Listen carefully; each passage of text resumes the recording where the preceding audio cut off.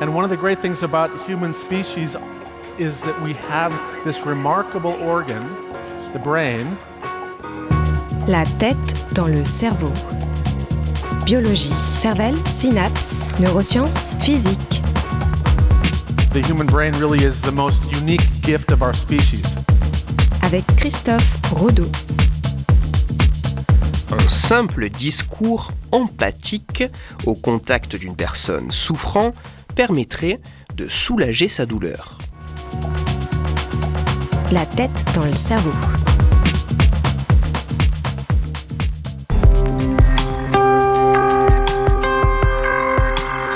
Hormis certains cas spécifiques, nous avons tous la capacité d'estimer la douleur des autres.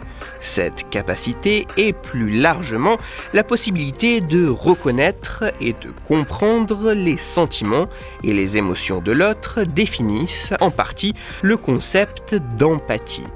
L'empathie permet ainsi à chacun d'un peu mieux comprendre l'autre en se mettant en quelque sorte à sa place. Mais plus que de nous aider à nous d'une manière un peu égoïste, l'empathie pourrait également aider la personne en face de nous. L'empathie pourrait également aider l'autre.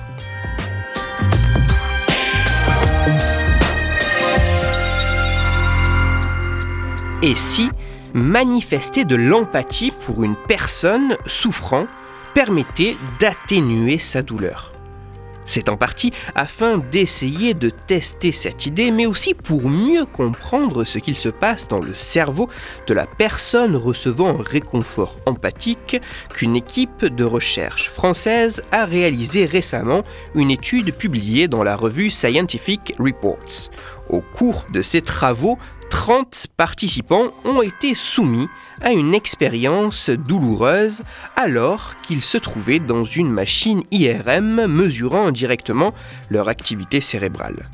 La douleur durait exactement 10 secondes et était due à une sensation de chaleur douloureuse réalisée grâce à un dispositif appliqué sur le dos de la main gauche. Plusieurs stimulations douloureuses, mais toujours avec la même intensité et la même durée, étaient appliquées aux participants au cours de l'expérience. La tâche des volontaires était, de manière continue pendant toute la durée de l'expérience, d'évaluer l'intensité de la douleur perçue sur une échelle allant de 0, pas de douleur, à 100, la pire des douleurs imaginables.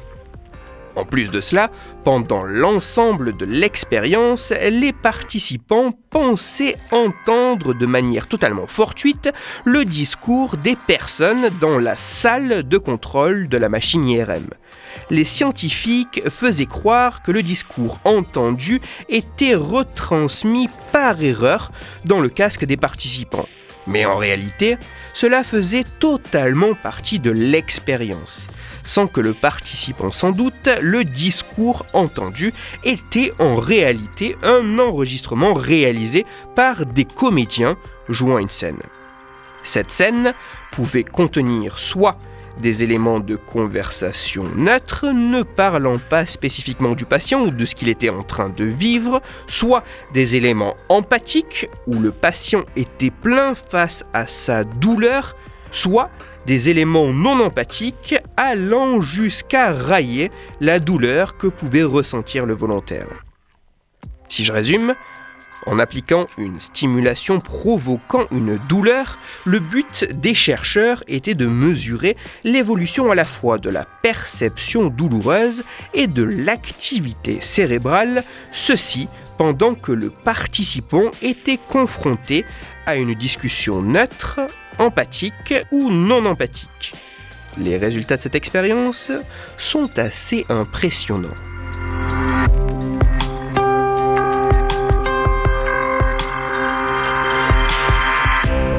Confronter une personne souffrant à un discours neutre, empathique ou non empathique va avoir certains effets à la fois sur sa perception de la douleur, mais aussi sur son activité cérébrale.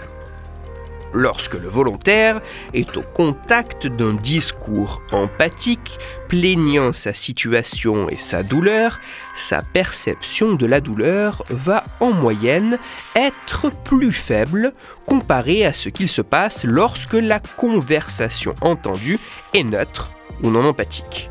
De leur côté, les discours neutres ou non empathiques n'auraient pas cet effet soulageant. Oui, exprimer de l'empathie pour une personne souffrant permettrait d'atténuer sa douleur, et ceci de près de 12% en moyenne. Concernant l'activité cérébrale, au cours de cette expérience, de manière assez logique, les parties du cerveau participant à la sensation de douleur sont assez fortement activées pendant les situations douloureuses. Par contre, en comparaison de ce qu'il se passe face à l'écoute d'une conversation neutre, entendre un discours empathique ou non empathique entraînerait une modification de l'activité de plusieurs de ces régions. Confronté à un discours empathique, les régions cérébrales participant de manière presque mécanique et automatique au traitement de l'information douloureuse ne semblent pas vraiment voir leur activité se modifier. En revanche, les régions du cerveau participant au codage de la sensation consciente de douleur auraient, elles, une modification d'activité. Dans cette même condition empathique, d'autres régions participant à des fonctions comme la conscience de soi ou la mémoire autobiographique verraient également leur activité être modifiée. En plus de cela, la connectivité fonctionnelle entre certaines de ces régions se modifierait pendant que la sensation douloureuse est active, seulement lorsqu'en même temps un discours empathique est entendu. Cette combinaison de modification de l'activité et de la connectivité de telles régions du cerveau de manière concordante ne se retrouve que lorsque la conversation entendue est empathique. Une telle combinaison ne se retrouve ni au contact du discours neutre, ni au contact du discours non empathique. Si je résume, être en contact avec des commentaires empathiques et seulement empathiques lorsque l'on souffre entraînerait un changement combiné de l'activité et de la connectivité de certaines régions cérébrales impliquées dans la perception consciente de la douleur, dans la mémoire et dans la conscience de soi. Ces modifications pourraient produire une altération, une diminution de la sensation douloureuse perçue subjectivement, entraînant probablement ainsi un effet de soulagement.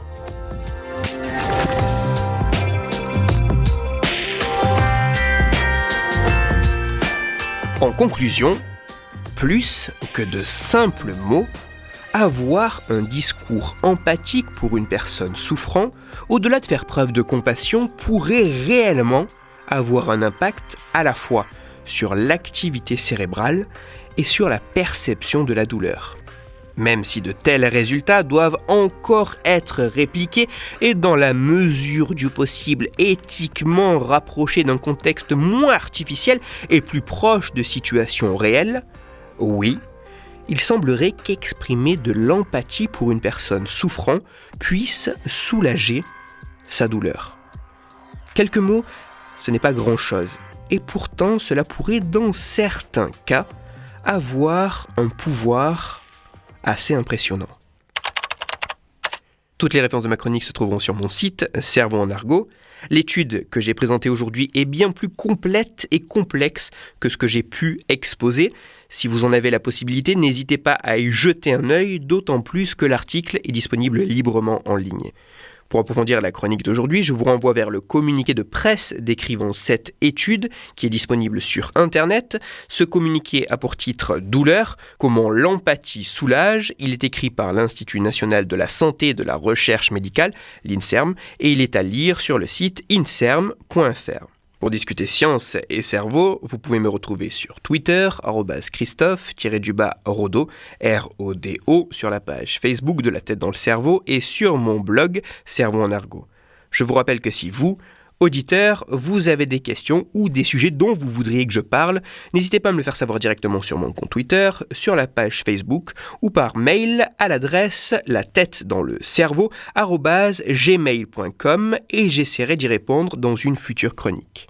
Toutes mes chroniques, y compris celles-ci, sont disponibles en réécoute sur mon podcast La tête dans le cerveau, à retrouver sur toutes les plateformes, dont SoundCloud, Deezer, Spotify, Google Podcast et iTunes.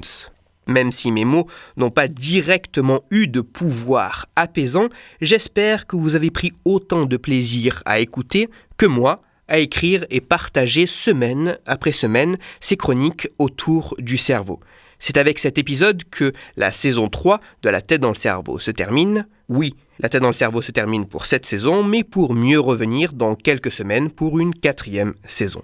Merci pour vos écoutes et retours tout au long de l'année. Un bel été à tous. À très bientôt. Christophe Rodeau. La tête dans le cerveau.